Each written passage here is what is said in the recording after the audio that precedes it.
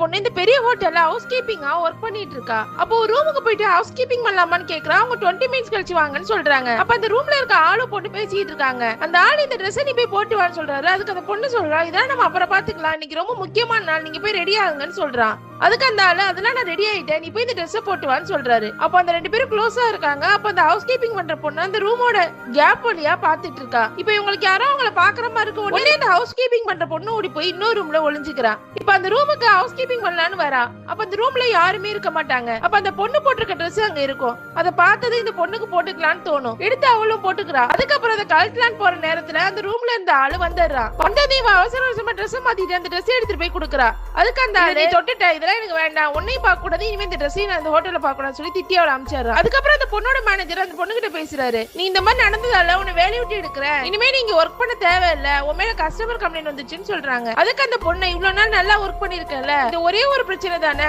Please sir இந்த ஒரே ஒரு முறை மட்டும் நான் மன்னிச்சு விடுங்கன்னு சொல்றா. அதுக்கு அந்த ஆளு, இன்னைக்கு ஷிஃப்ட் முடிஞ்சோடனே நீ ரூமுக்கு வா, வந்து உன்னோட சேலரி வாங்கிட்டு கிளம்பிடு அப்படின்னு சொல்றாரு. அதுக்கப்புறம் அந்த மேனேஜர் அந்த ரூம்ல இருக்க ஆளுகிட்ட போய் பேசிட்டு இருக்காரு. இனிமே இந்த மாதிரி தப்பு நடக்காதுன்னு சொல்றாரு. அதுக்கு அந்த ரூம்ல இருந்த ஆள் சொல்றா, இவங்கள மாதிரி ஆள்லாம் அந்த மாதிரி இடத்துக்கு வரணும்னு நினைச்சு கூட பார்க்க கூடாது அப்படின்னு சொல்லிட்டு அந்த பொண்ணை ஒரு தப்பான வார்த்தை சொல்லி திட்டிடுறான். இதை கேட்டு அந்த பொண்ணு அழுதுகிட்டே ஹவுஸ் கீப்பிங் பண்ற இடத்துக்கு போறா. அங்க இருக்க ஒரு லேடி, நீ ஏன் இந்த மாதிரிலாம் பண்ண, நம்ம இருக்க நிலைமைக்கு அதுக்கெல்லாம் ஆசைப்படலாமா, ஒரு சின்ன தப்பு நடந்தாலும் பாத்தியா உன்னோட மொத்த வாழ்க்கையா இருந்தாலும் முடிச்சிட்டான், வருத்தப்படாம இன்னைக்கு ஒரு நாள் வேலை செஞ்சுட்டு சம்பளத்தை வாங்கிட்டு கிளம்புன்னு சொல்றாங்க. இவ்வளவு நேரம் அழுதுகிட்ட பொண்ணு திடீர்னு அவனை பழி வாங்கலான்னு யோசிக்கல. இப்ப அவன் இல்லாத நேரத்துல அவன் ரூமுக்கு போறா. அவன் ரூம்ல கீழே சோப்பு தண்ணி ஊத்திக்கிறா.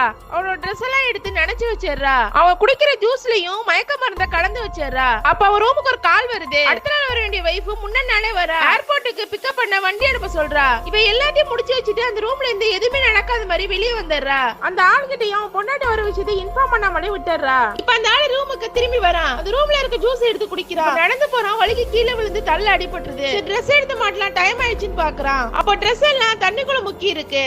அதுக்கப்புறம் ஒரே ஒரு ட்ரெஸ் மட்டும் தான் இருக்கும், அதுல இங்கு போட்டு இருக்கும். சரின்னு போட்டுட்டு கிளம்புறான். ஆனா அதுக்குள்ள கிளைண்ட் கிளம்பி போயிருப்பாங்க. இப்ப ரூமுக்கு திரும்பி வந்துடுறான். அப்ப கூட ஒன்னா இருந்த பொண்ணு அங்க இருக்கா. உனக்கு என்னாச்சுன்னு கேட்டுட்டு இருக்கா.